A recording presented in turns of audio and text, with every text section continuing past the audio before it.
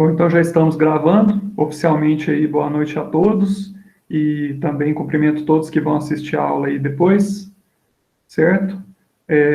A aula de hoje é continuação da última aula, mas aí antes da gente começar, eu vou fazer uma breve revisão do assunto da aula anterior, para a gente poder retomar, né, principalmente aí as diferenças do que eu apresentei na semana passada para o que eu vou apresentar hoje, né? Então, o assunto que a gente está tratando é o processador, e se tiver algum problema aí, pessoal, me avise, porque na semana passada eu comecei a apresentação e teve um problema, não estava aparecendo. Se tiver tudo ok, não precisa falar nada não, vou continuar por aqui. O nosso assunto agora é o processador, né? Então, a ideia é a gente explicar como que um processador pode ser projetado, né, quais são os componentes necessários para esse processador, não do ponto de vista da lógica digital, porque ele pode ser pensado dessa forma também, né, com portas lógicas, flip-flops, uma série de componentes que vocês já estudaram na disciplina de introdução aos sistemas digitais, mas a ideia nossa aqui é analisar em termos de componentes mais de alto nível, né? Não tão alto nível assim, mas no nível do sistema, vamos dizer assim, do hardware, né? Então, para poder fazer isso, nós vimos o processador do MIPS, ele implementado como ciclo único. O que isso quer dizer? Isso quer dizer que ele, quando vai executar as instruções, ele demora um ciclo para executar uma instrução inteira, né? Então, qual foi a dinâmica da aula passada? Eu fui mostrando para cada tipo de instrução o que era necessário ter no hardware para poder executar, né? Então, deixa eu adiantar aqui um pouco, pegar um diagrama mais para frente.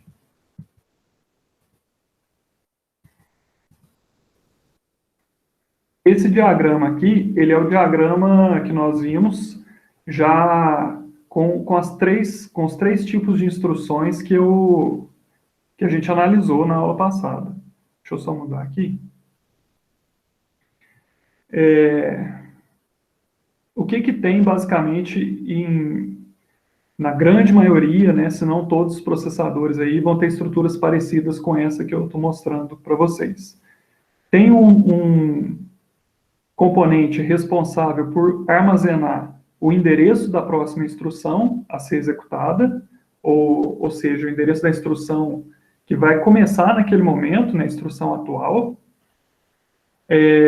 Então, aqui tem um espaço para armazenar um endereço da memória de instruções. Então, o programa nosso, que está sendo executado, ele é armazenado em uma memória, né, que é essa memória representada aqui. O Program Counter, ou contador de programa, ele que armazena o endereço da instrução que a gente vai ler naquele momento. Então, o valor dele, ele vai passar para essa entrada da memória, né, para dizer para ela que eu quero ler aquele endereço, e aí a memória vai produzir como saída aquela instrução que está lá. Então, pode ser uma instrução de soma, instrução de desvio, instrução de comparação, qualquer uma daquelas que a gente viu, né, que o MIPS possui ou que os processadores possuem. Essa instrução, depois que ela é buscada da memória, ela precisa ser decodificada. O que é isso, decodificar? Existe uma parte do circuito, que é esse controle, que ele vai pegar a instrução, uma parte daquela instrução, e vai analisar para descobrir qual instrução que é. A gente tem que lembrar que essa instrução está em binário, né? E aí cada operação ela tem um código específico. Esse controle ele vai olhar que código que é esse e vai produzir aqui sinais de saída que vão ser usados para controlar o meu circuito, controlar o processador, né? Por isso que tem esse nome aqui de unidade de controle. Então, o que ele vai produzir aqui? Dependendo do tipo da instrução, ele vai ligar, vamos dizer assim, né, vai ativar os componentes específicos necessários naquela instrução. Então, essa é a etapa de decodificação e, ao mesmo tempo, além da instrução que eu quero executar, no código binário que chega aqui da memória de instrução, eu tenho também os operandos daquela instrução. Por exemplo, se eu vou fazer uma soma, eu vou pegar o valor de 2 registradores, somar e armazenar num terceiro registrador. Né? Esses registradores aí que eu tenho numa instrução é que a gente chama de operando. Então, uma outra coisa que o circuito aqui faz é buscar esses operandos no banco de registradores, né? Quando esses operandos são registradores. Então, no caso da soma, o que vai acontecer? Cada registrador que eu estou utilizando, ele vem com o seu endereço aqui, né? Na própria instrução vai estar lá o endereço do registrador que eu estou usando, se é o S0, S1, aqueles registradores que tem no MIPS. E aí, o banco de registradores, que é esse componente aqui à frente, ele vai produzir como saída o conteúdo que está armazenado naquele registrador que eu quero ler, né? Então, por exemplo, como eu estou dizendo na soma, os 2 operandos que vão ser somados vão sair por aqui, né? Aqui eu estou ocultando alguns detalhes, mas para a gente só resumir mesmo o funcionamento aqui do processador. E aí vem para a unidade lógica aritmética, que é a unidade principal responsável pela execução da instrução. Então, aqui o que eu fiz? Primeiro busquei na memória, depois eu decodifiquei a instrução para descobrir qual que era a instrução, né? E ao mesmo tempo, busquei no banco de registradores o conteúdo daqueles registradores que eu quero trabalhar. Depois, numa terceira etapa, eu vou fazer a execução daquela instrução, ou seja, pegar os valores e somar, né, para o exemplo aqui. Logo em seguida, aí, no caso da soma, o que ele vai fazer? Ele vai pegar o resultado e escrever de volta aqui no banco de registradores. Então, no caso da soma, seria isso. E aí, a próxima instrução que vai ser executada, ela é calculada por esse componente, que ele vai pegar o valor do contador de programa, né, o PC, e vai somar com 4. O que é somar com 4? É pegar a próxima instrução. Né? Se a gente lembrar, a memória do MIPS ela é organizada em bytes. Então, quando eu somo 4 aqui, ao valor do endereço que está no program counter, o que eu estou fazendo? Eu estou somando 4 bytes naquele endereço, ou seja, 32 bits. A instrução completa, ela é armazenada em 32 bits. Então, o que esse circuito está fazendo, na verdade? Pegando o valor do PC, que está numa instrução, e colocando na próxima. Né? E aqui tem umas outras estruturas que dependem do tipo da instrução. No caso da soma, isso aqui em cima não é usado. Então, o valor que está aqui no resultado, que vai ser o PC mais 4, ele vem para cá e ele vai voltar para o PC para começar novamente a execução. Tranquilo até aqui, pessoal? Se tiver alguma dúvida, pode interromper a qualquer momento aí. Bom, se fosse uma instrução de load, ela é um pouco diferente. Ela vai ter as etapas aqui parecidas, então vai buscar na memória, eu vou armazenar também, ou melhor, eu vou pegar conteúdos de registradores, né, vou pegar lá o endereço base, mas aí o que eu tenho de diferente? Eu tenho o deslocamento, né, na instrução de load.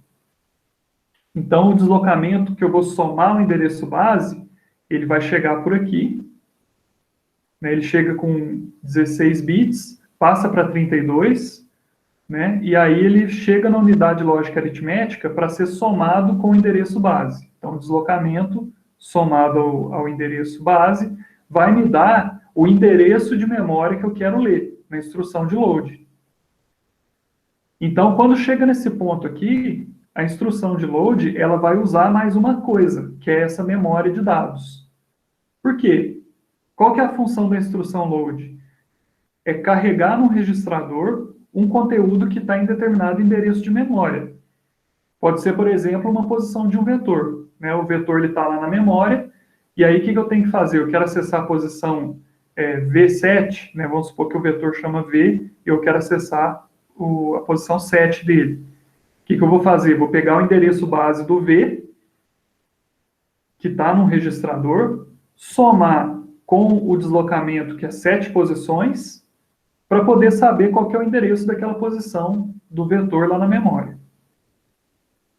Então, feito isso, eu vou ler dessa memória de dados e depois de um tempo o valor lido vai aparecer na saída da memória e aí eu posso carregar de volta no registrador, no banco de registradores. Então, vejam que a unidade de load, ela usou toda essa estrutura que está aqui, ó.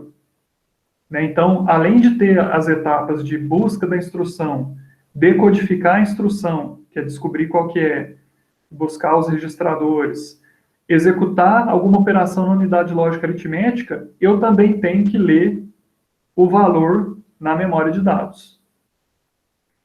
Então, tem mais uma etapa aqui, que é leitura da memória, e posteriormente, que eu tinha esquecido de falar também, né, na soma também acontece isso, que é escrever no registrador aqui de volta. Então, se a gente pensar aqui, no máximo eu tenho 5 etapas que vão acontecer ao longo da execução de uma instrução. A primeira etapa, busca. Segunda etapa, decodificação. Terceira etapa, execução. Quarta etapa, leitura da memória de dados. Quinta etapa, escrever o valor no registrador, que é o valor resultante, né, da operação. Além disso, o que mais que a gente pode ter de execução, de diferença aqui, dependendo da instrução? Se for uma instrução de desvio, por exemplo, branch if equal, que é fazer um desvio se o conteúdo de um registrador for igual ao conteúdo de outro, o que essa instrução vai fazer? Ela tem que mexer no valor do program counter. O desvio é isso. O desvio, se ele for acontecer, significa que a próxima instrução, ela não vai ser a instrução PC mais 4. Ela vai ser uma outra instrução que você passou lá para ela. Né? Então, o que ele tem que fazer no caso, se for um branch if equal? Vai fazer a busca da instrução, essa primeira etapa todas elas têm, né? A segunda etapa também vai acontecer para todas as instruções, que é decodificar, né? Descobrir qual que é. Aí, beleza, vai ler o valor que está nos 2 registradores, para quê? Porque eu preciso comparar se eles são iguais, no caso do branch if equal. Quem que vai dizer se eles são iguais? A unidade lógica aritmética. Então, eu posso, por exemplo, fazer a subtração entre eles. Né? Se eu pego 2 valores que são iguais, a subtração sempre vai dar 0. Né? Então, é assim que o desvio ele pode ser calculado. Aí a unidade lógica aritmética tem uma saída específica para dizer que deu 0 a conta. Essa saída que deu 0, ela vai indicar que o desvio vai acontecer nessa situação. Então, vejam que esse circuito aqui é uma porta IND. A porta IND, para ela gerar uma saída verdadeira, as 2 entradas têm que ser verdadeiras. Qual que é essa outra entrada? É o sinal de controle que indica que é uma instrução de desvio, que é o branch. Então, se for uma instrução de desvio, se aqui for verdadeiro, e ao mesmo tempo deu 0 lá na unidade lógica aritmética, significa que eu tenho que fazer o desvio. Aí o que vai acontecer? O valor do desvio ele é calculado aqui em cima. Ó. E aí o MIPS tem essa forma de calcular o endereço do desvio, que é pegar os 26 primeiros bits aqui da instrução, fazer um deslocamento para a esquerda de 2 posições, né? E aí ele vai passar de 26 bits para 28. Não, pessoal, eu estou explicando aqui, na verdade, isso é do jump. Fica para depois, calma aí. Essa parte aqui de cima é do jump.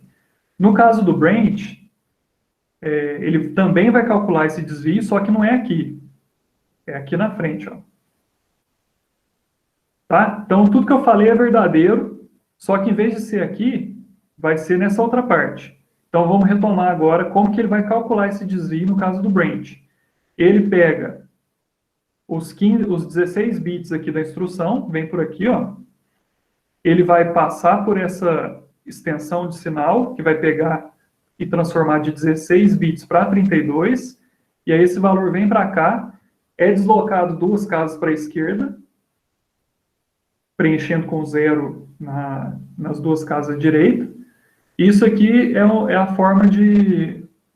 O shift para a esquerda, ele é equivalente a multiplicar por 2 o valor em binário. Então, se eu faço o shift 2 vezes para a esquerda, eu estou multiplicando por 2 duas vezes. Então, na realidade, eu estou multiplicando o endereço que foi passado aqui por 4, que é a mesma lógica desse 4 aqui. Então, é por conta do alinhamento da memória, que é de 4 em 4 bytes para cada instrução, né? Então, por isso tem esse shift aqui também. Então, depois de realizar o shift, o que ele vai fazer? Vai somar o endereço que chegou aqui com o endereço que veio nesse outro fio, ó. Tá vendo que estão vindo os dois aqui nesse somador. De onde que está vindo essa outra entrada? Do PC mais 4. Então, o branch, ele vai pegar o valor do PC mais 4, somar com esse valor que deu aqui, que é o valor que você colocou lá no desvio, e atualizar o PC atual com esse valor calculado, que vai ser o endereço da próxima instrução. E aí, pode ser em qualquer lugar do código, né, praticamente,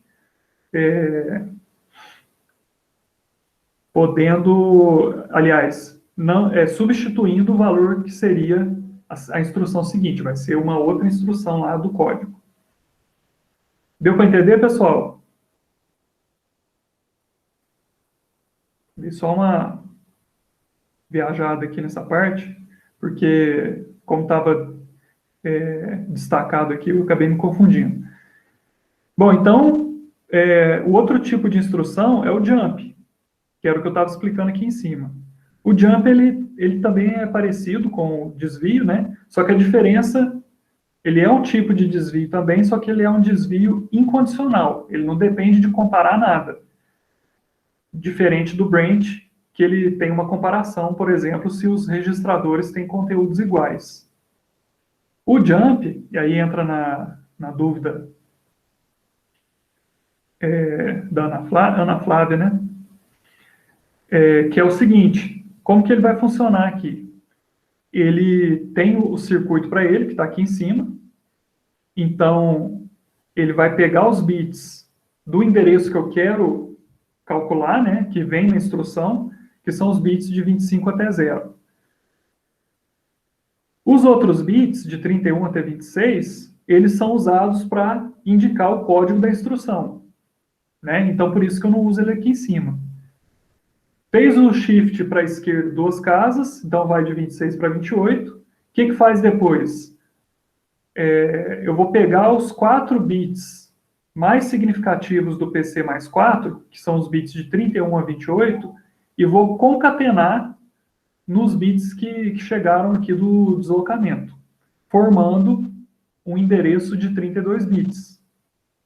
Então, aqui é a forma que o MIPS calcula o endereço do jump. Isso aí pode variar, esse detalhe, né, pode variar de processador para processador, né? Então, beleza, calculou o jump, o endereço, né? Esse endereço ele vai passar para cá e atualizar o PC para poder executar a instrução seguinte. Não sei se eu respondi aí a dúvida, né? Ou era alguma outra coisa mais específica? Sim, professor. Eu não estava entendendo muito a função dele, mas Tá. vou para entender agora para que ele funciona. O funcionamento dele como uma instrução, né? Ele é você mandar o código para uma outra linha específica. Por exemplo, você vai fazer no código teu, para dar um exemplo aqui mais prático, você vai fazer uma chamada de função no teu código. Então, você tem lá no main, de repente você chamou uma função lá no meio, e o código dessa função, ele está lá no final do arquivo, né? Você tem um arquivo com vários códigos seus lá, várias funções, vários algoritmos, E aí o jump, ele vai ser usado, por exemplo, para chamar a função correta lá. Então ele vai pegar e fazer um desvio diretamente para o endereço daquela função que foi chamada. Né? Então, mais ou menos essa função desse tipo de instrução. Ah, sim, obrigada. De nada. Tem mais alguma dúvida em relação à aula passada?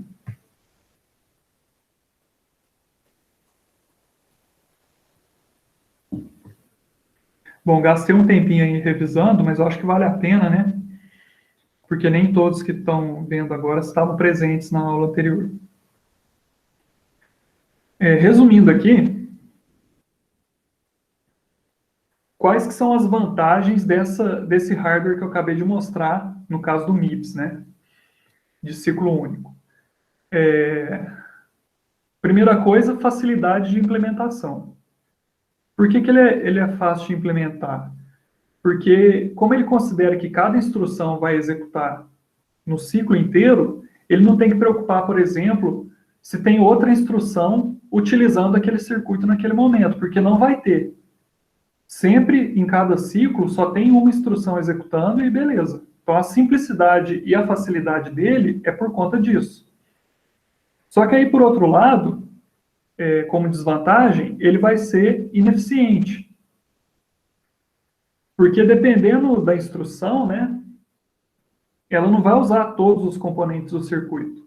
Então, o jump que eu falei por último aqui, o que ele vai usar? Ele vai usar, basicamente, essa parte aqui só. Só essa parte aqui de cima. Então, enquanto uma instrução de jump está sendo executada, tudo isso aqui está sem fazer nada. Essa parte aqui não está fazendo nada. Então, tem um desperdício ali daquele circuito naquele momento. É o que a gente o que a gente chama de ociosidade. Está lá à toa. Então, o que acontece? Para melhorar a eficiência do nosso processador, né, e com isso ter um desempenho melhor, o modelo mais usado não é esse de ciclo único. Vai ser o modelo que realiza o pipeline, que é uma técnica que eu vou explicar daqui a pouco, mais detalhadamente, justamente para resolver esse problema aí, tentar usar o máximo possível a cada momento, para não ter, na medida do possível, nenhuma estrutura ociosa.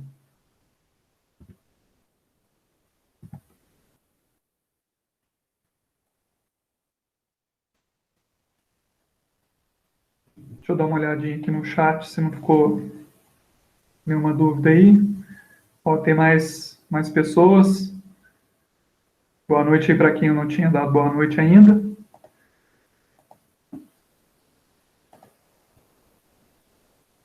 Feita essa revisão, pessoal, vamos para o pipeline. É uma técnica bastante utilizada, praticamente todos os processadores aí utilizam, principalmente desktops, notebooks, servidores, né? Os que não vão utilizar, muitas vezes, são aqueles processadores mais simples, normalmente microcontroladores, que é o que vem no Arduino, né? E microcontroladores do tipo PIC, que não tem pipeline, mas aí é por uma questão de reduzir o custo, né? O pipeline, por ser uma técnica mais complexa, vamos dizer assim, mais complicada de implementar também, vai acabar aumentando um pouco o custo e o tamanho do circuito, várias coisas assim, né?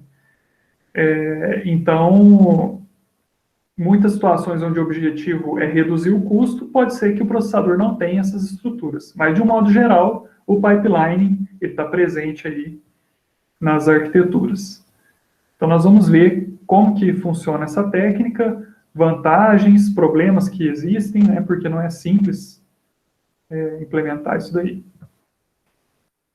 Basicamente, pessoal, de uma forma assim simples, o que é o pipeline? Como a gente viu que a desvantagem do MIPS anterior era deixar as coisas sem fazer nada, estrutura sem fazer nada, o pipeline é uma técnica para tentar executar várias instruções ao mesmo tempo, tentando reduzir essa ociosidade. Né? Só que esse, ao mesmo tempo, ele é como se fosse uma linha de produção. né? Então, tem um exemplo aqui na frente, eu acho que vai ficar mais claro isso daí. O que é esse exemplo? Esse exemplo é clássico, viu, pessoal? Praticamente todo livro de arquitetura de computadores dá esse exemplo aqui. Mas a gente pode imaginar qualquer outra situação, né? O que consiste esse exemplo? É uma analogia de uma lavanderia, né? Então, imagina o seguinte, aquelas lavanderias que tem... No Brasil tem algumas também, né? Mas era mais comum um tempo atrás a gente ver em séries americanas ou filmes, né?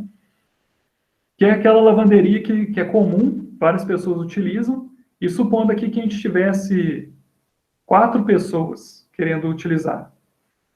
Então, lá tem a máquina de lavar, tem a secadora, tem o ferro de passar roupa para poder, e a tábua, né, para poder passar, e tem o armarinho lá onde vai guardar aquela roupa que foi passada, né? Só que tem um equipamento desse para cada coisa, né? Não tem como usar ao mesmo tempo, de fato, 2 pessoas estarem passando roupa. Então, o que acontece? Uma forma menos eficiente de organizar isso daqui é a gente definir que cada hora uma pessoa entra na lavanderia, tranca a porta lá e utiliza até terminar.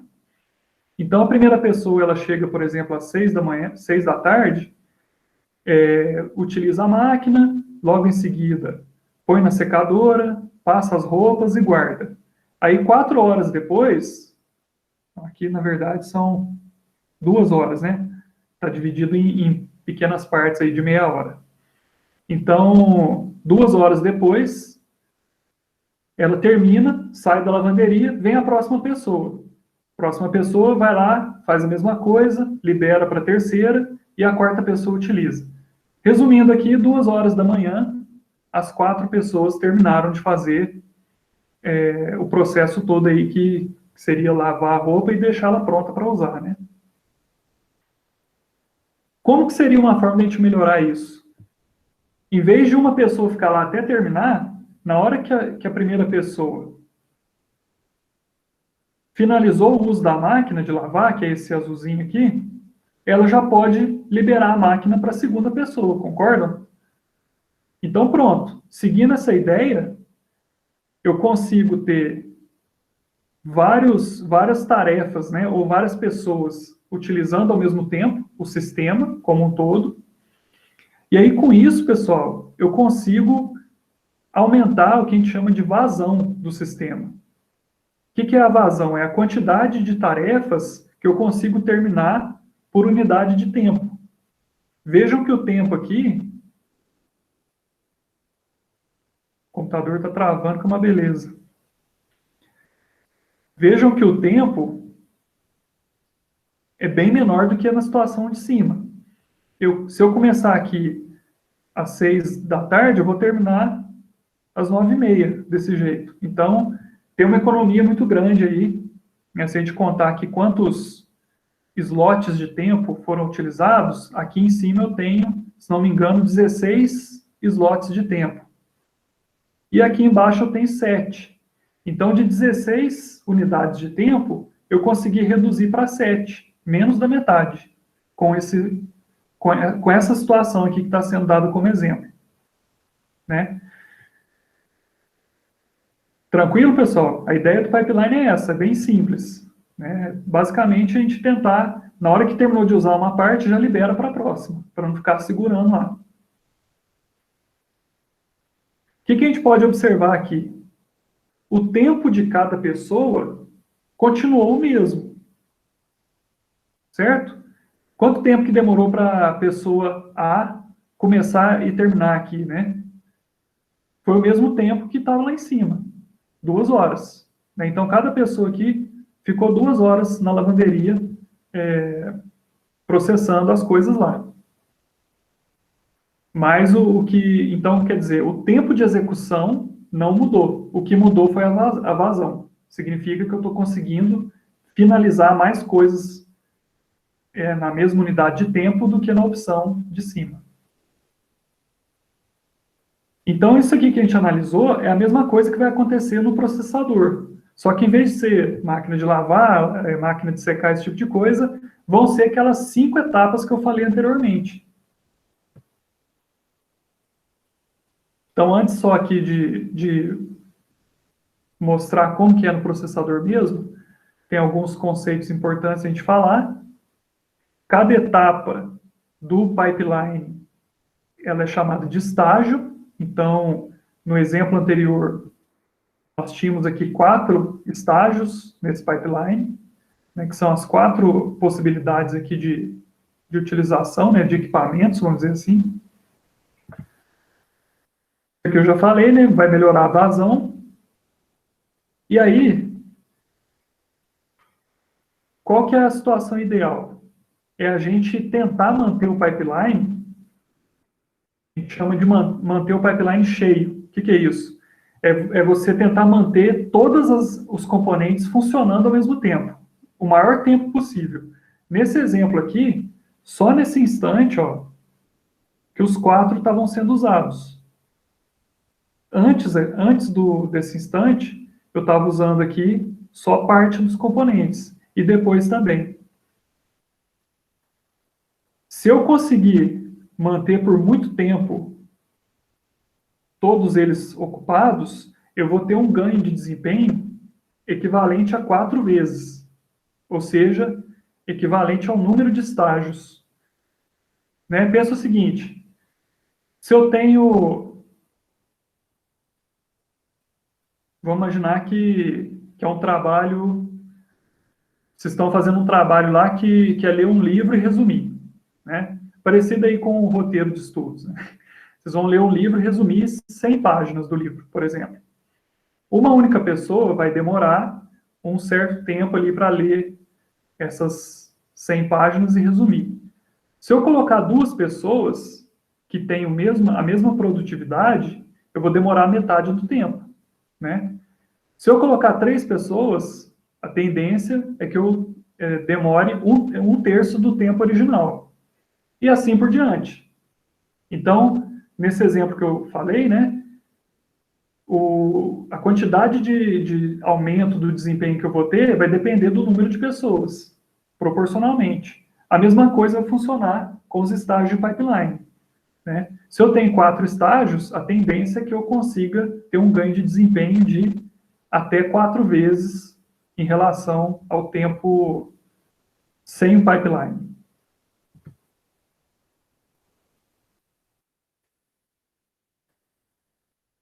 Bom, isso aqui eu já adiantei na hora que eu resumi o conteúdo, né? Então, o MIPS, ele pode ter 5 etapas, que nós vamos chamar de estágios de pipeline agora, que é o primeiro estágio, buscar a instrução. O segundo, ler os registradores e decodificar a instrução. Aqui entre parênteses é a sigla em inglês, viu, pessoal? Instruction Fetch, Instruction Decode. O terceiro passo é executar a operação ou calcular o endereço. As 2 coisas são feitas na unidade lógica e aritmética, né? Então, aqui é a execução. Quarto estágio, acessar o operando na memória de dados, né? E o quinto e último estágio é escrever o resultado em um registrador. Professor. Pode falar. Eu tenho uma dúvida em relação a esses passos. Por exemplo, o cálculo do desvio de endereço, ele entraria nesses passos? E onde ele entraria? Tá, ótima pergunta. Vou até aproveitar esse slide aqui para falar isso. Esse slide, pessoal, ele está mostrando o MIPS que a gente viu que eu expliquei na revisão agora e que eu falei na aula passada. Essa linha pontilhada está dividindo esses estágios. Então, olha só, o cálculo do endereço, ele vai ser feito junto com o estágio de execução. Nesse caso aqui. Essa divisão de estágios, ela não é uma coisa assim exata, né? Quem decide isso é o projetista do processador. Então, no caso do MIPS, ele está sendo feito dessa forma. Mas eu posso, quando eu estou pensando ali no processador, tem coisas que eu posso levar em conta e tentar escolher o melhor lugar para colocar isso aqui, né? Daqui a pouco vai ficar mais claro o que eu poderia mexer, por exemplo, nessa situação, né? Vamos supor o seguinte,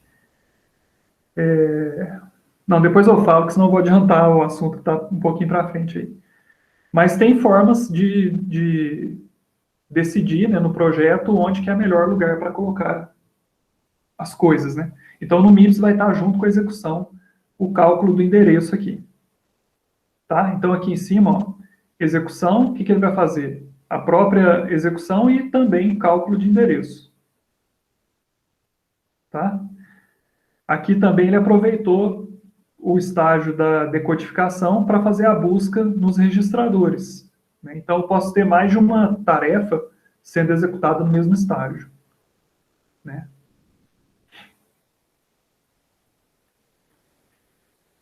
Então, tá aí, né? A busca de instrução vai ser responsável por realizar essa parte. Aqui eu já tinha falado, né? Aqui da execução também. A busca na memória de dados vai ser aqui. E escrever o resultado é a última etapa, né? Representado por essa linha azul aqui de baixo. Só que como é que eu pego o projeto do MIPS que está aqui e faço a adaptação nele para ele ter o pipeline? Porque do jeito que está aqui, só dividiu com a linha pontilhada, né? Então, na prática, ainda não está dividido. Como é que a gente pode fazer isso? Uma das coisas que a gente tem que pensar, e tem a ver com a pergunta que foi feita, é qual que é o tempo que demora cada um desses estágios. Então, a gente tem que lembrar o seguinte, cada componente desse aqui é um circuito digital. Esse circuito digital, formado lá por portas lógicas, flip-flops, né, construído com transistores, etc., ele tem um tempo para ele gerar a resposta. Ele não vai ser uma coisa instantânea, né? Qual que é o tempo que ele demora? É o tempo para estabilizar os sinais, né, o binário que ele recebeu de entrada, ele produzir a saída, né? Então, com base nesses atrasos, cada estágio do pipeline vai demorar um tempo. Então, aqui tem um exemplo ó, nessa tabela. Se eu estiver executando um load, o load, a gente viu agora há pouco que ele vai usar todos os estágios do pipeline. Aí vamos supor que para o MIPS aqui ele demorou 200 picosegundos para executar a busca da instrução. Aí depois, no próximo estágio, ele demorou 100. Aí execução 200, busca na memória 200 e a escrita 100. No total, uma instrução de load, somando esses valores aqui, gastaria 800 picosegundos. O store, a gente pode fazer a mesma análise. Qual vai ser a diferença aqui? A diferença do store é que ele não vai escrever no registrador. Por quê? Porque ele vai escrever na memória. Né? O store, o objetivo da instrução é você pegar um conteúdo que está no registrador e gravar na memória, né? Então, por isso que ele não tem a última etapa aqui. Somando, então, as etapas anteriores, ele gastaria 700 picosegundos. A mesma coisa eu posso fazer para a instrução do tipo R, né? Tipo R não vai acessar a memória, vai fazer só o uso da unidade lógica aritmética para somar, subtrair, fazer operações lógicas, né? E escrever o resultado lá depois. Então, vai gastar 600 e o desvio, representado aqui, que é o mais rápido, né, dos 4, gastaria 500 picosegundos, porque ele vai utilizar, não vai utilizar a memória e nem vai precisar escrever o resultado no registrador, né? Bom, o que isso aqui quer dizer? Cada instrução tem um tempo que demora. Então, no MIPS de um único ciclo sem pipeline, eu teria que ter uma frequência de clock do sistema que gerasse para mim um período que fosse pelo menos de 800 picosegundos. Concorda? Por quê? Porque eu preciso que dê tempo em cada ciclo de clock, tem que dar tempo de executar qualquer instrução. A frequência de clock, apesar dos processadores atuais eles eles ajustarem dinamicamente essa frequência, né? Ou seja, eles podem aumentar ou diminuir a frequência durante a execução. Em muitas situações, ela já foi fixa ou é fixa mesmo, dependendo aí. Nem todo processador tem esse recurso de aumentar a frequência aí durante a execução. Se ela é fixa, né, vamos supor aqui que seja fixa, eu não posso ter uma frequência que gere um ciclo de clock de 700 picosegundos, porque na hora que vier um load, não vai dar tempo de executar. Né? Então, eu tenho que nivelar, qual que é a ideia aqui? Eu tenho que nivelar o sistema de acordo com a instrução mais lenta. Então, ela vai ferrar com a frequência de clock. Né? O load aqui vai ferrar com essa frequência. Quando eu tenho pipeline, em vez de olhar o tempo total, eu tenho que olhar o tempo dos estágios. Então, aqui eu tenho 5 estágios. Eu tenho que ver qual estágio que é o mais demorado. Então, se a gente olhar aqui na tabela, nós vamos ver que eu tenho estágios que demoram 200 picosegundos e outros que demoram 100. Então, o meu período de clock, ele pode ser de 200. Então, vejam que eu consigo aumentar a frequência, inclusive, do processador só de colocar o pipeline para funcionar. Né? Então, essa é uma das diferenças. E aí, um ponto importante de destacar é esse, que sempre vai ser nivelado pela instrução mais lenta.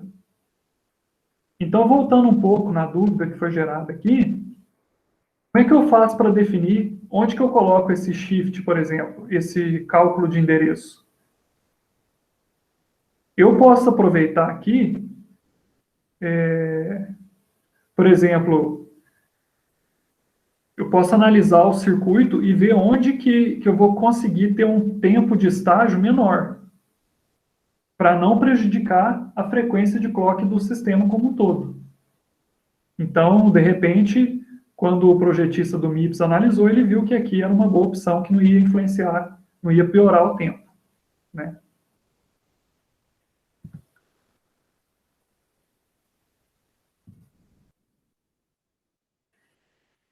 Aqui essa figura está mostrando de forma gráfica, né, o que eu acabei de explicar. Então, aqui em cima, eu posso ter um exemplo de execução sem pipeline. Então, tem 3 instruções de load aqui, né? Cada uma delas vai demorar 800 picosegundos para executar. E depois, embaixo, com o pipeline. Como é que ficaria? Com o pipeline, eu teria um tempo para o estágio ser executado de 200 picosegundos. Então, esse estágio aqui, por exemplo, que demora 100, ele teria que esperar 100 picosegundos sem fazer nada. Isso aí não tem como resolver. Né? O ideal era que todos os estágios tivessem o mesmo tempo, mas isso é muito difícil de conseguir na prática. E depende do circuito que é implementado. Mas o ideal seria que todos eles tivessem o mesmo tempo de execução. E aí, né, a cada 200 picosegundos, eu mudo de estágio no pipeline e consigo aqui reduzir o tempo de execução dessas 3 instruções de load. Tranquilo até aqui?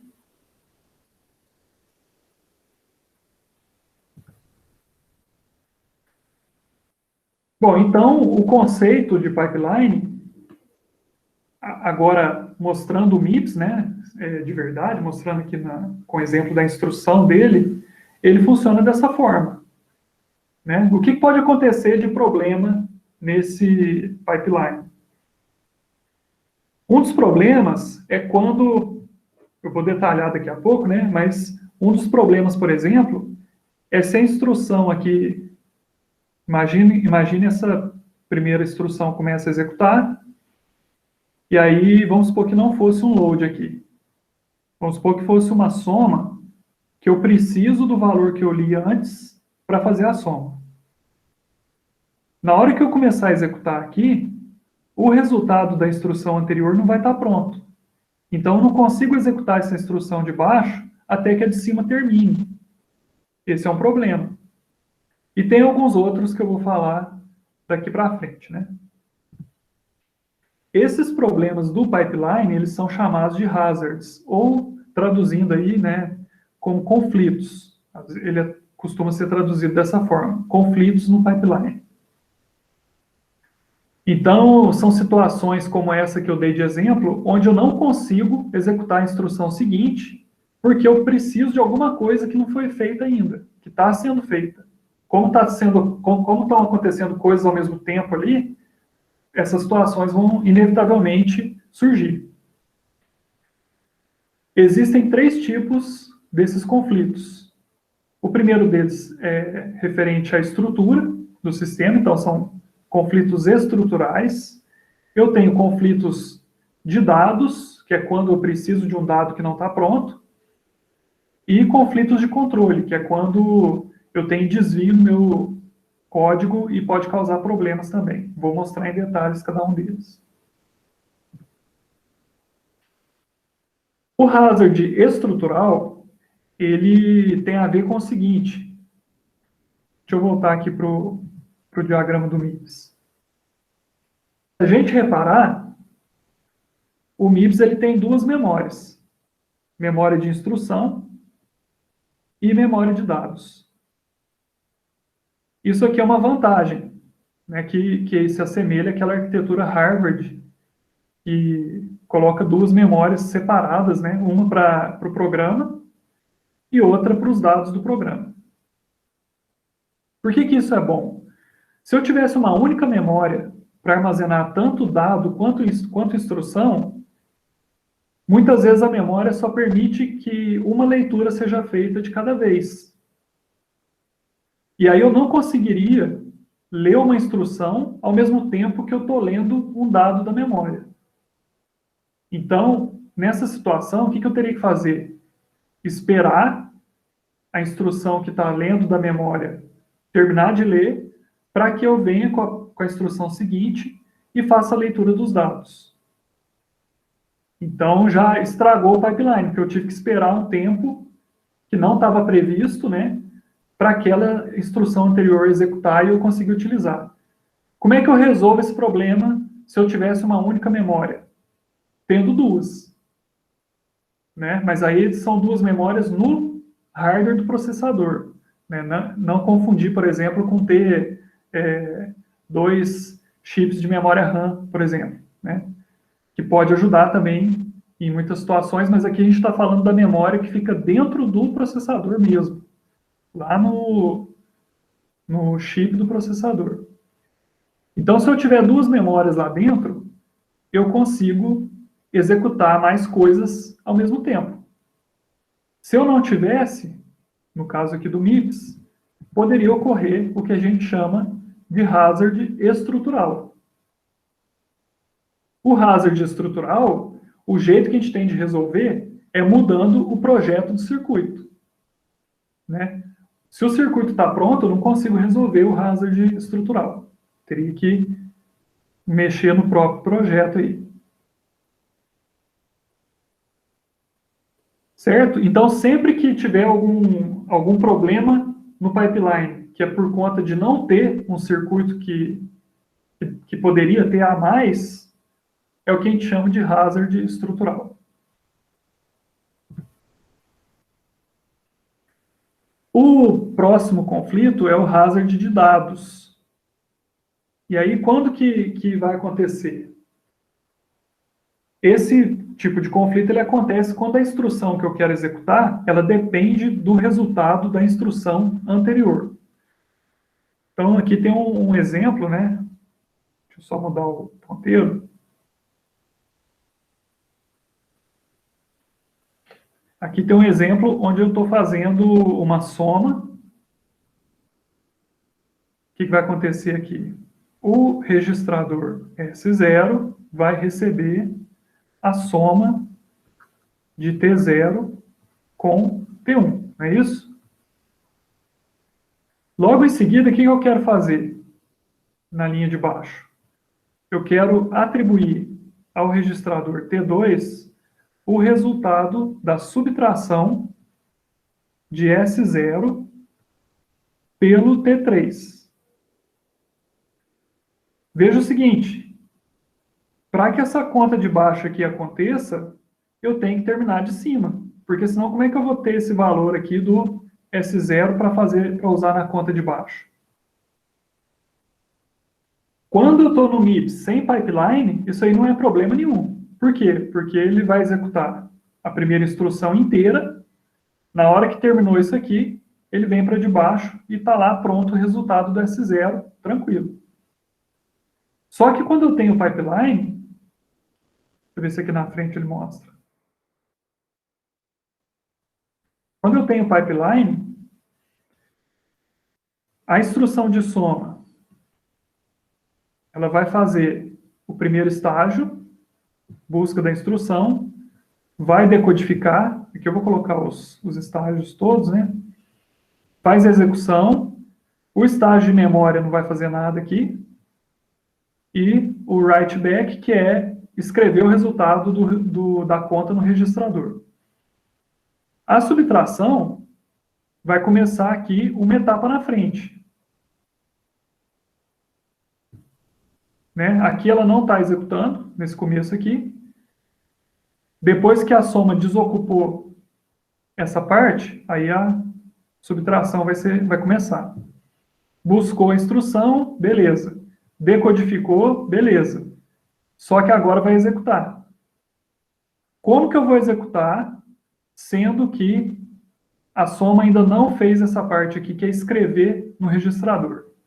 Não tem como, certo? O problema vai acontecer aqui, nesse momento. Ó. Tá claro aqui para vocês onde que acontece o problema? Então, eu não consigo, né, se não tiver, por favor, falem aí no microfone. Então, eu não vou conseguir executar a subtração corretamente se eu não fizer algum jeito aqui para resolver. Vamos ver, então, como que a gente pode resolver essa situação. Aqui é o que eu acabei de falar, né? Uma técnica usada para isso é o método forwarding, ou bypassing. O que é isso? A gente vai adiantar o resultado antes dele ser escrito no registrador. Como que a gente pode fazer isso? O hardware ele pode ter buffers internos. O que é um buffer? É um registrador interno ali do circuito específico para essa técnica. Eu posso ter buffers de vários tipos, né, para várias coisas. Nesse caso, ele vai armazenar o resultado da conta e vai adiantar esse resultado para a subtração. Como que ele faz isso? Aqui embaixo a gente consegue ver. Ó. Na hora que a soma está executando, fez a busca, fez a decodificação, terminou a execução, nesse ponto aqui, o resultado ele já está pronto. Eu já tenho o valor que vai ser salvo no S0. Ou seja, eu já tenho aqui a soma do T0 com o T1. Já foi feito. Só que não escreveu de volta. Mas por que eu não posso, então, pegar esse valor que já está pronto aqui e jogar ele aqui antes para a subtração? Não tem problema nenhum, posso fazer isso. Desde que eu tenha um buffer interno que vai servir para armazenar esse valor e jogar para lá. Então, dessa forma eu consigo resolver o hazard de dados nesse exemplo que eu mostrei. Então, aí o bypassing ou forwarding vai acontecer aqui e o resultado da execução ele vai chegar para a entrada da unidade lógica aritmética de novo, só que para a subtração. Aí a subtração vai fazer a soma do S0 com o T3, gera a resposta aqui na frente, e aí, no fim da subtração, é que ele vai ser escrito lá no banco de registradores. Em qual registrador? No P2. Né? E isso aqui vai acontecer um estágio depois que a soma vai fazer a mesma coisa aqui, ó, só que para o S0. E aí eu consigo executar no meu pipeline sem nenhum problema. O código vai funcionar belezinha. Certo? Dúvidas?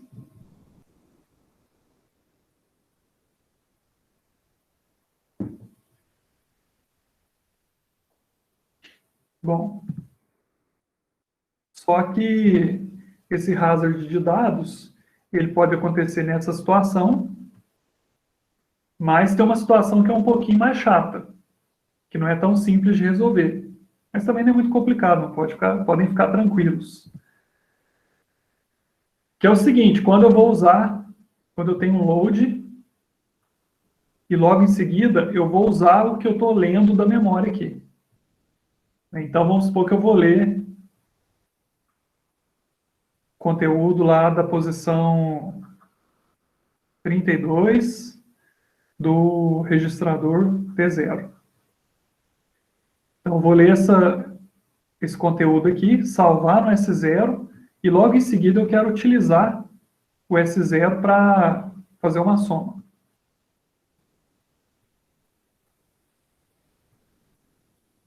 Tipo isso aqui.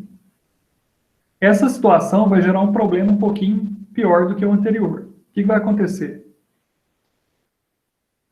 Eu não consigo usar o forwarding de cara. Vou mostrar no desenho que é mais fácil. Eu volto um pouquinho, vou fazer um outro desenho aqui que é melhor. Então, pensa o seguinte, o load vai fazer aqui o processo dele. Busca a instrução, decodifica, calcula o endereço, acessa a memória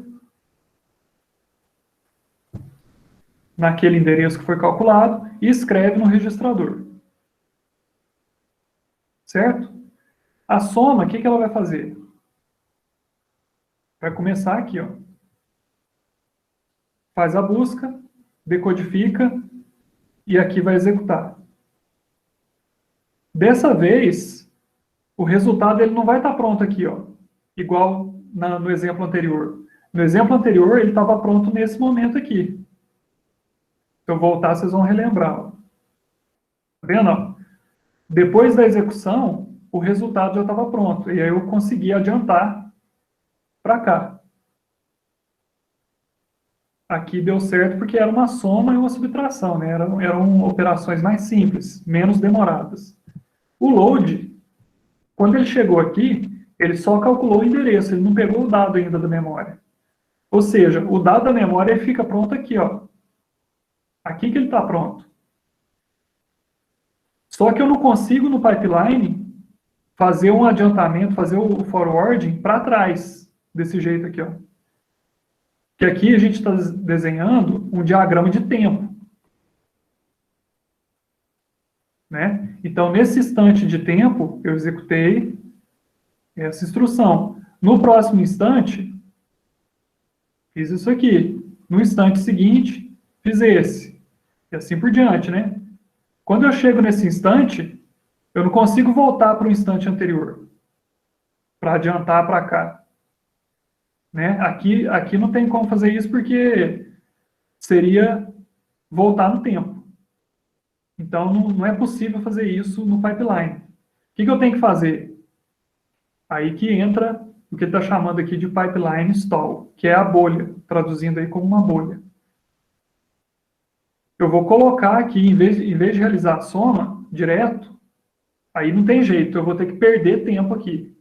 A conclusão é essa. Eu não consigo adiantar sem perder tempo, igual eu fiz na situação anterior. Na situação anterior, adiantei o resultado, seguiu normal o pipeline.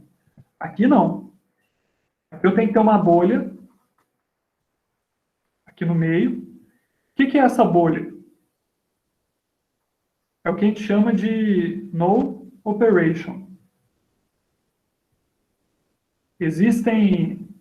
É comum ter no assembly uma instrução que é o NOP, que é justamente esse no operation. Para que ela serve? Para nada. A função dela é não fazer nada. Só que no caso da bolha, é exatamente isso que a gente quer. A gente quer um tempo sem fazer nada para esperar o resultado ficar pronto. Então, eu vou ter uma bolha aqui no meio, e aí,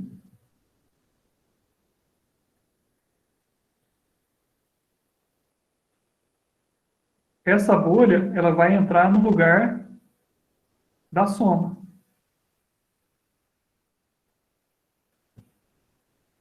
Então, vai estar aqui a bolha, colocando uma nuvenzinha aqui, ó, para representar que ficou sem fazer nada. E só depois disso é que vem a soma. E aí a soma, quando ela vem, ela começa aqui, como se fosse uma terceira instrução, né? Faz a busca, decodifica e aqui vai executar.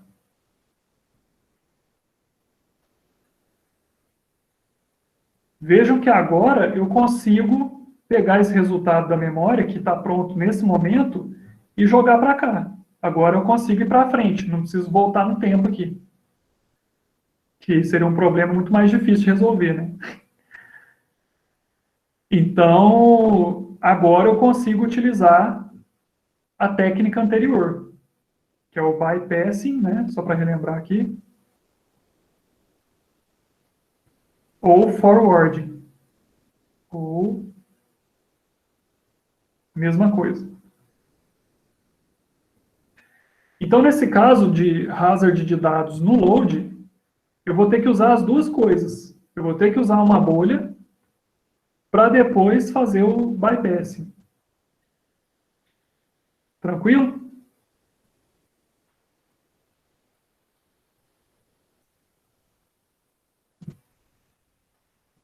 Tá aí, ó. Desenho um pouquinho melhorado, né? Só um pouquinho.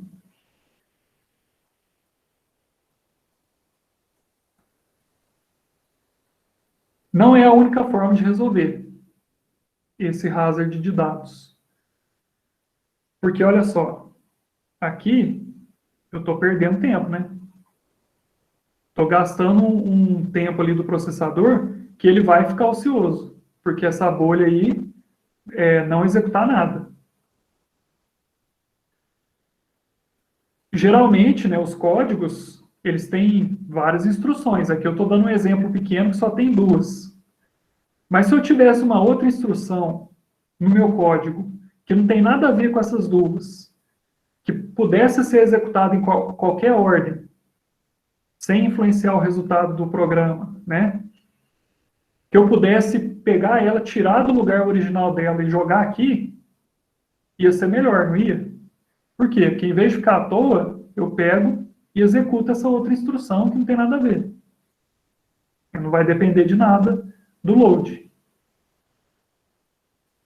Aí fica melhor, porque não perde tempo. Não vai gastar tempo à toa. Então é isso que está falando nesse outro slide. Nós conseguimos evitar as bolhas, em alguns casos, não são todos, depende muito do código, certo? Fazendo o quê? Reordenando as instruções. Quem geralmente faz isso? Programador? Felizmente não é mais, né? Houve um tempo que sim. Hoje em dia quem faz isso é o compilador. O compilador vai analisar teu código, ele sabe que processador que você está usando, né? Que ele vai compilar para algum processador.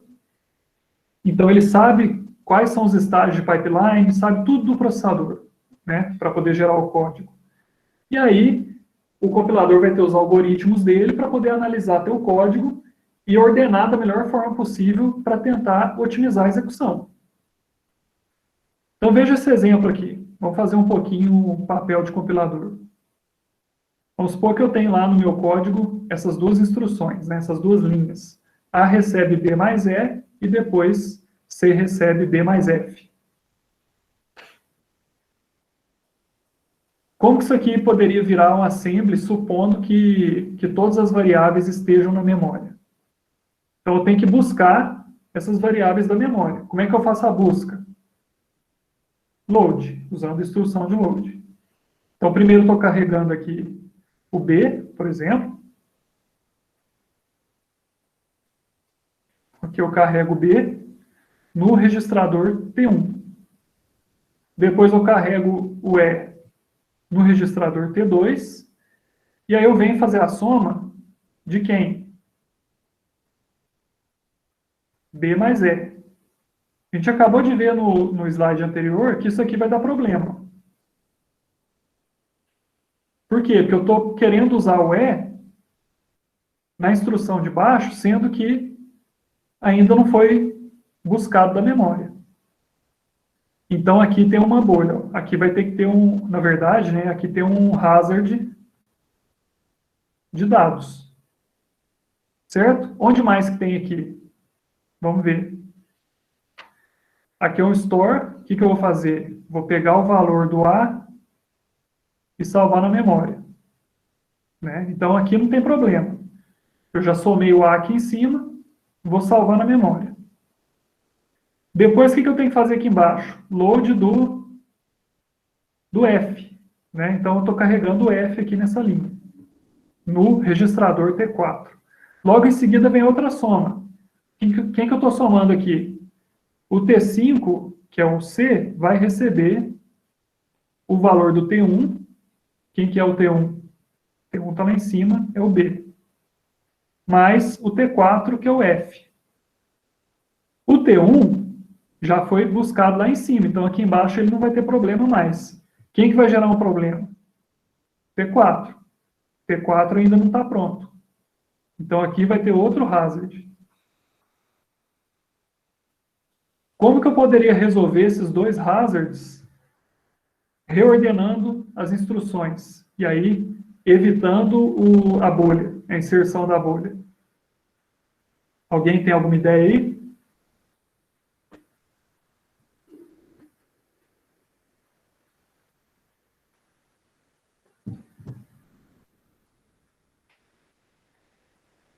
O que consiste aqui a inserção da bolha? Vamos voltar um pouquinho. É dar um tempo, né, de uma instrução, de um estágio, na verdade, para que eu possa executar a instrução que eu quero. Então, se eu tiver uma instrução aqui entre essas duas, já vai resolver, certo? E aqui, mesma coisa, eu tenho que pôr uma instrução no meio. Vamos ver aqui a solução. A solução está nesse load aqui, ó. Da onde que ele saiu? Ele estava aqui embaixo e veio para cá. Com isso, eu resolvi o problema desse aqui de baixo, dessa soma daqui de baixo. Por quê? Porque eu peguei o load dela e joguei lá para cima. Então, eu vou ter duas instruções aqui no intervalo. Aí dá tempo dele calcular o resultado sem problemas. E, ao mesmo tempo, eu inseri uma nova instrução aqui no meio das outras duas de cima, também resolvendo a de cima. Então, vejam que nesse exemplo aqui, basta eu trocar uma das instruções para conseguir eliminar a bolha que seria necessária ali. Tranquilo? Então, o compilador muitas vezes vai fazer isso aí.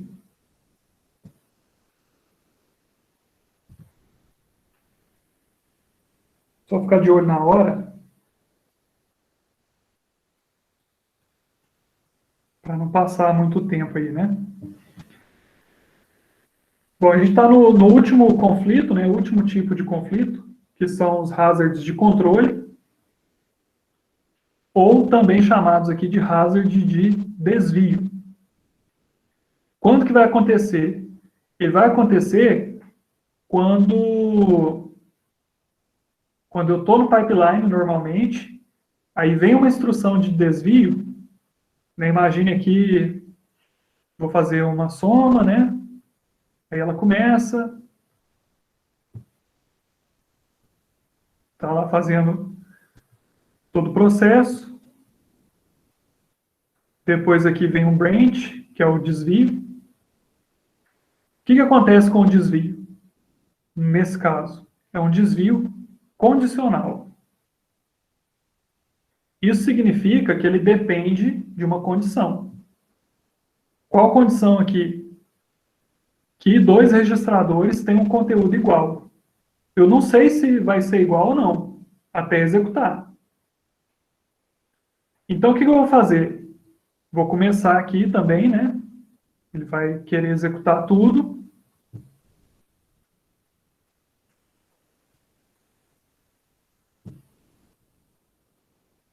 E vamos imaginar que no código tem uma instrução lá embaixo, né? Imagine aqui o código completo. Tem as instruções, aí vem aqui o branch, e aí tem uma instrução aqui embaixo, que é quando o branch dá falso, quando não vai ter o desvio. Aí ele vem para cá, né? Certo? O que é isso aqui? PC mais 4. É a próxima instrução.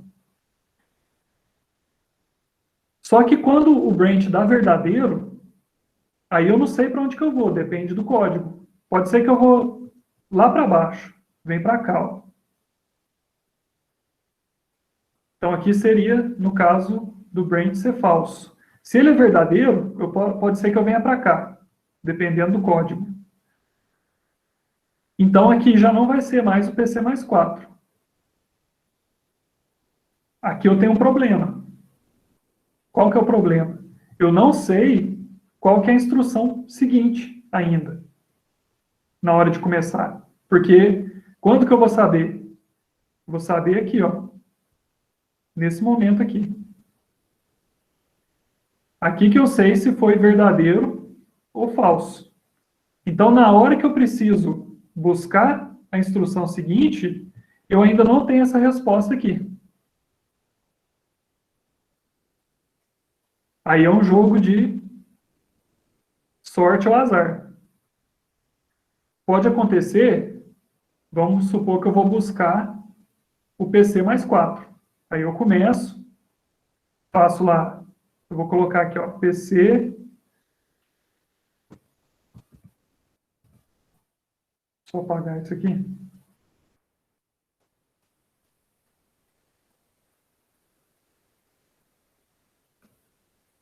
Então vamos supor que eu peguei o PC mais 4. Aí eu começo, faço a busca, faço decodificação. Aí chegou aqui, eu descubro que o desvio deu verdadeiro e não era isso aqui que eu tinha que fazer. Qual que é a consequência disso? Eu vou ter que perder esse serviço que eu fiz e vou ter que buscar uma outra instrução. Vou chutar aqui, ó, PC mais 20. Aí eu tenho que começar de novo. Na verdade, não é nem aqui. Vai ser aqui, ó.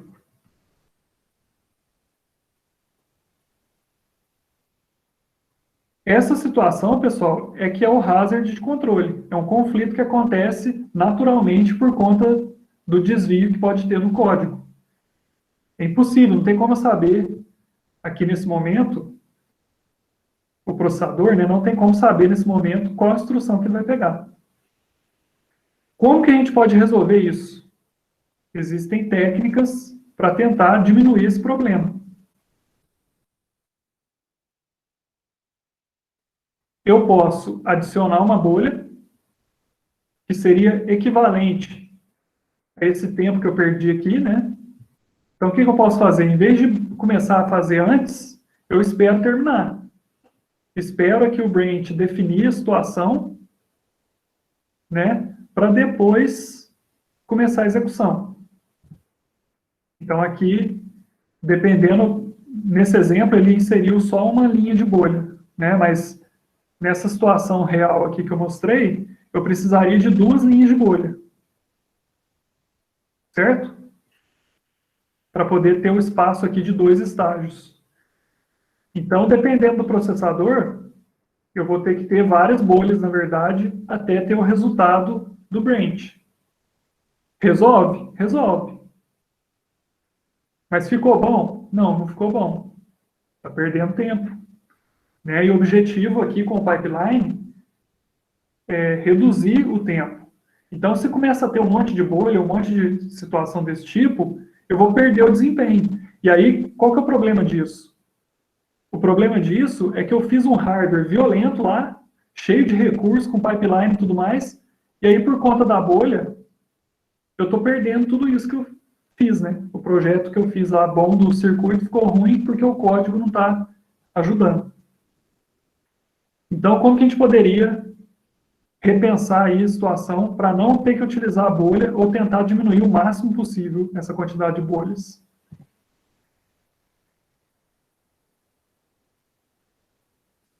A chave é isso aqui, ó, predição de desvio. O que é predição?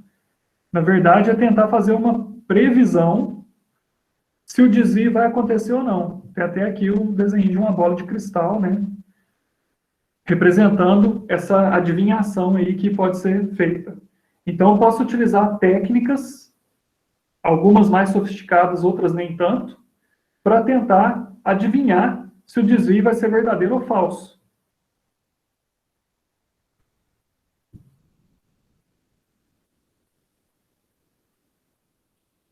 Por incrível que pareça, tem soluções aqui que são muito simples. Uma delas é simplesmente eu assumo que todos os desvios de qualquer programa vão dar falso, que é essa primeira linha aqui, prever que nenhum desvio é tomado, então todo mundo vai ser falso. É igual quando você pega uma prova lá, não sabe, você chuta tudo letra B, né? Se tiver quantidade igual de alternativas corretas, né, de respostas corretas, alguma coisa você vai acertar, né? Então, é uma forma de definir. Aqui, nesse caso, sei lá, poderia ser 50% de acerto, né? Estou sendo aqui pensando num desempenho médio, né? Outra situação próxima disso aqui é o contrário. Eu vou assumir que tudo é verdadeiro. Aparecer um branch, vai ser verdadeiro. Então, já começa a carregar a instrução lá do branch, em vez de carregar o PC mais 4. Aqui em cima, o que eu tenho que fazer? Pegar sempre PC mais 4. Aqui embaixo, o que eu tenho que fazer? Pegar sempre o endereço do desvio.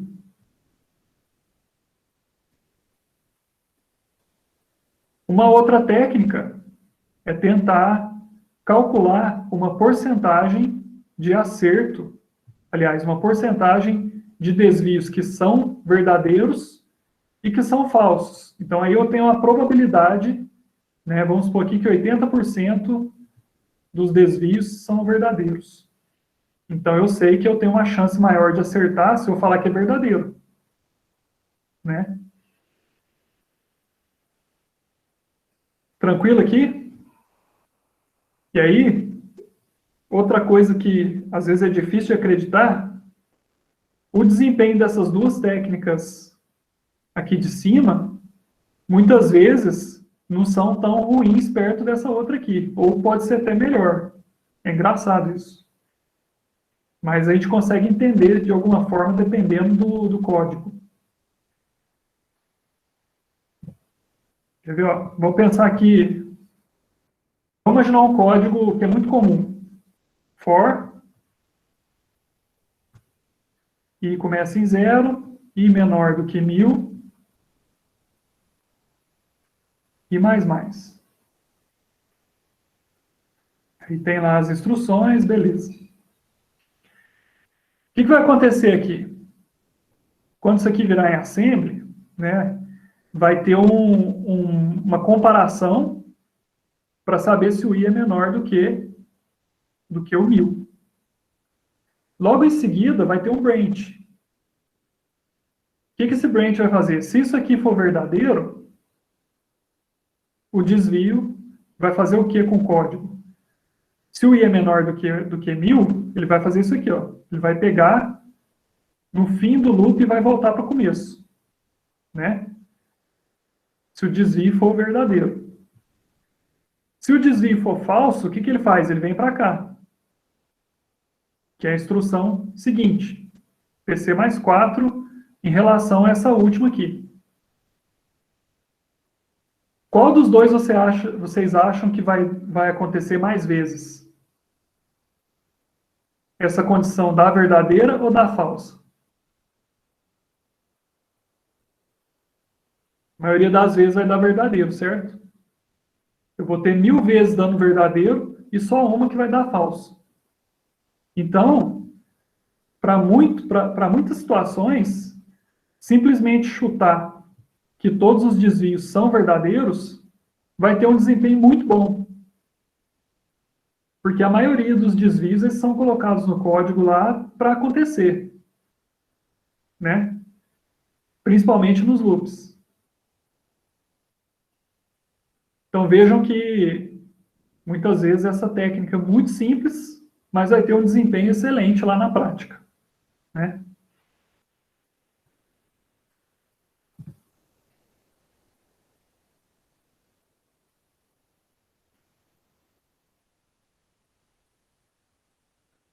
E aí, o que pode acontecer?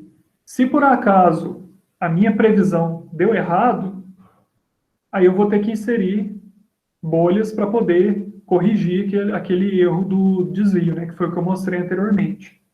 Então, essa figura aqui tá ilustrando isso daí, né?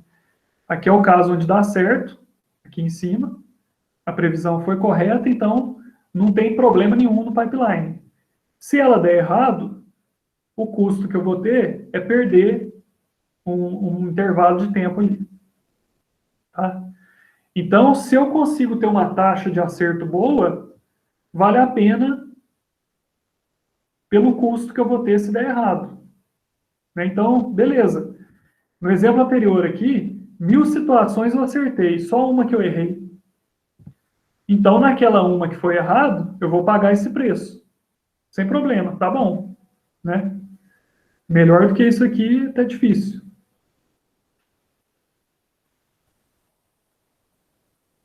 Dúvidas aqui?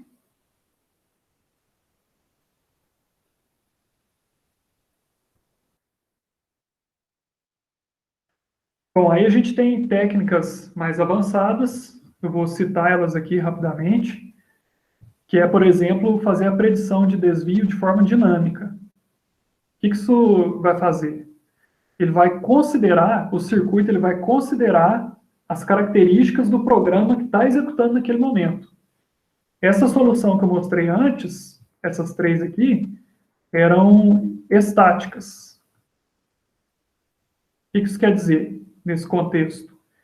Quer dizer que funciona dessa forma aqui sempre. Por exemplo, se eu vou prever que todos os desvios são tomados, isso aí, o hardware vai definir isso e ponto final, independente de quem está executando. Então, é estático. O dinâmico, ele se adapta aos programas que estão executando. Pode ter um programa que os desvios dele dão verdadeiro numa probabilidade maior do que um outro programa. Aí eu vou ter um outro programa que os desvios são todos falsos na hora que vai executar. Então, uma técnica estática, ela vai ser boa para o primeiro caso e ruim para o segundo, ou vice-versa. Ela não vai conseguir ser boa em tudo. O desvio dinâmico, a previsão de desvio dinâmico, tenta ser boa em tudo, ou pelo menos ter um bom desempenho em todos os casos, ou na maioria dos casos. Então, o que vai acontecer? Como que eu implemento uma técnica desse tipo? Eu tenho que ter um histórico dos desvios. Então, vamos imaginar o seguinte. Eu vou ter lá no circuito uma tabela que vai armazenar o resultado dos últimos 10 desvios. Vamos supor, os últimos 10. Aí eu vou calcular qual que foi a taxa de acerto para aqueles últimos 10. E com isso eu vou ter uma probabilidade do próximo desvio ser verdadeiro ou não. E aí, com essa técnica, eu consigo ter uma precisão maior do que 90% de acerto. Né? Então, uma técnica muito boa, que precisa ter um hardware mais complexo para armazenar essa tabela e fazer o cálculo, né? Dependendo da situação, se eu quero ter um desempenho, eu posso implementar esse circuito aí.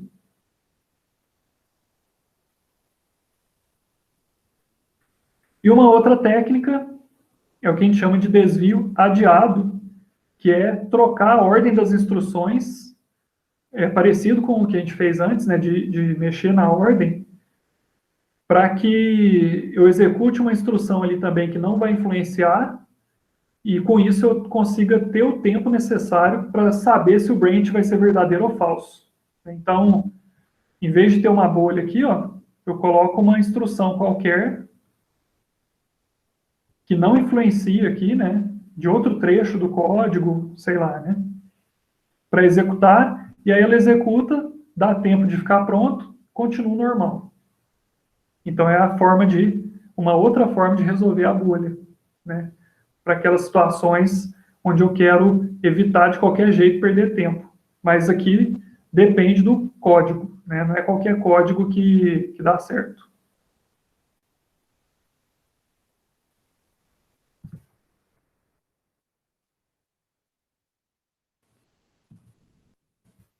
Bom, então, pessoal, vou deixar aqui para vocês fazerem em casa um exercício sobre isso. Vocês vão analisar essas 3 sequências de código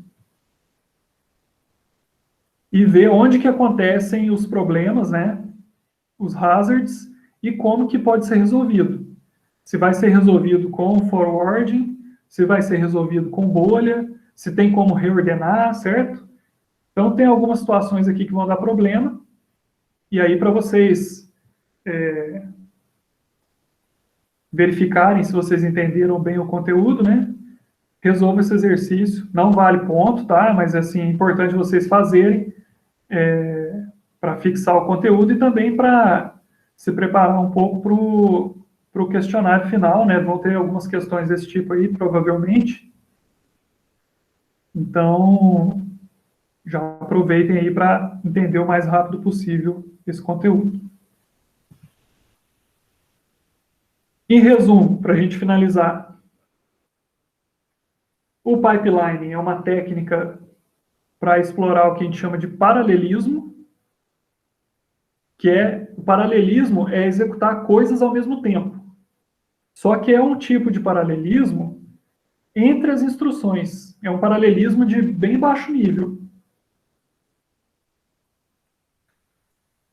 Diferente, por exemplo, de um paralelismo que eu consigo em uma arquitetura quad-core. Opa! O PowerPoint aqui está querendo que eu acabe a aula.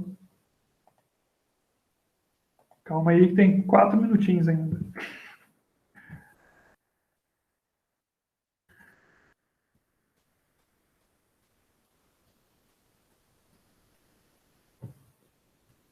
Está revoltado, fez até um garrancho aqui.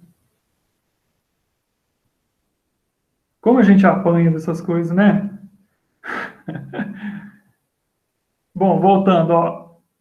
O paralelismo que ocorre em uma arquitetura quad-core, ele é diferente. Por quê? Aqui em qualquer arquitetura que tem mais de um núcleo, eu vou ter 4 processadores, e aí eu vou ter 4 instruções, uma em cada um, executando ao mesmo tempo, em processadores diferentes. Esse paralelismo, ele é um pouquinho diferente do pipeline, porque o pipeline, ele é dentro de um único núcleo.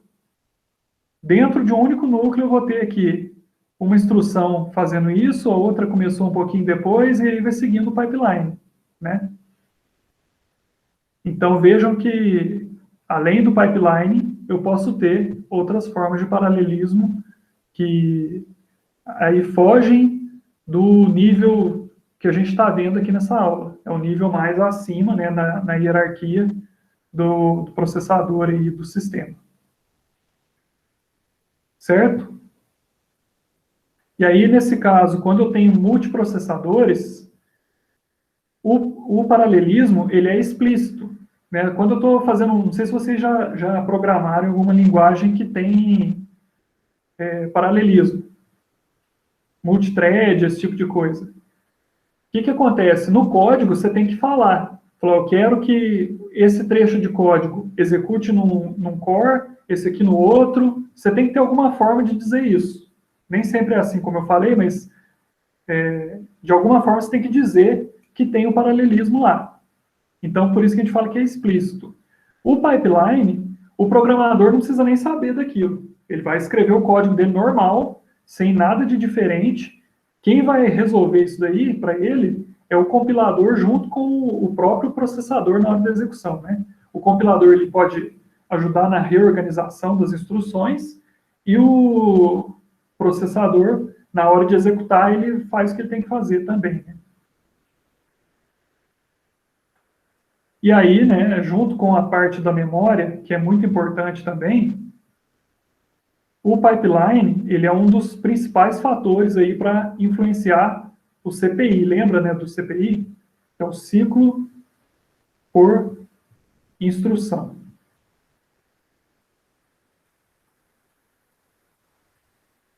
Então, quando eu tenho um ciclo por instrução pequeno, eu consigo ter um desempenho maior. E o pipeline ele consegue reduzir esse ciclo utilizando essas técnicas que a gente viu. E ele melhora a vazão e não a latência. A latência aqui, basicamente, é o tempo de execução de uma única instrução.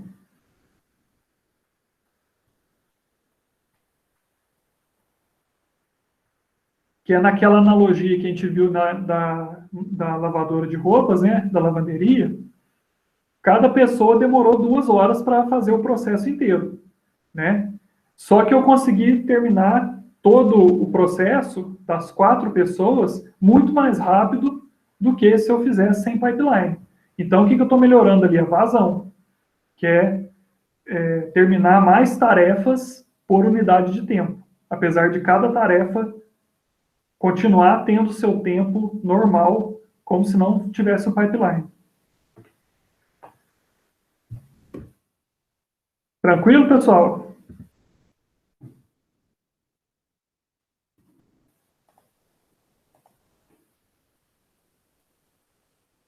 Alguma dúvida aí?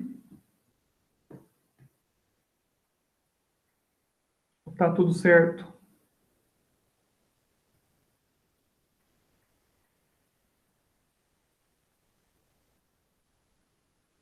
Tranquilo? Beleza, obrigado, Ana Flávia.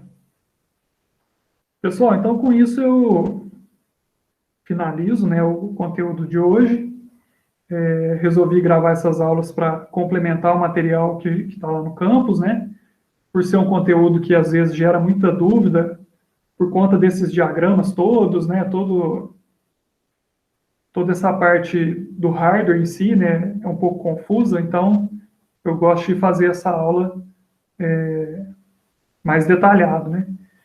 Então espero que essas aulas ajudem vocês aí no resumo também e no aprendizado do conteúdo. Não tendo dúvidas, eu vou encerrar a gravação e aí logo em seguida eu encerro a aula também, beleza? Deixa eu finalizar aqui.